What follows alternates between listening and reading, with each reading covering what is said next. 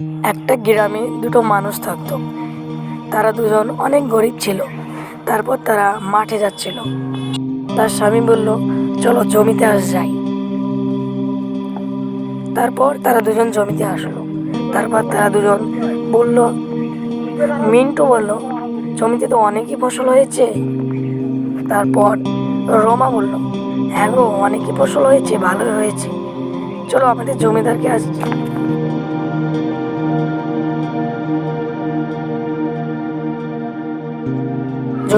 টাকা দিতে হবে। মিন্টু বলল, চলো ছেলেকে স্কুল থেকে আসি। বাড়ি আসার পর মিন্টু বলছে, যাও তাহলে ছেলেকে রেডি করে দাও, ছেলেকে আমি প্রাইভেট স্কুলে পাঠাবো। রমা বলল, হ্যাঁ গো হ্যাঁ, পাঠাচ্ছি, গেলাম ঘরে। কি কি গো, কি শোনা বেটা, চলো প্রাইভেট স্কুল যেতে হবে।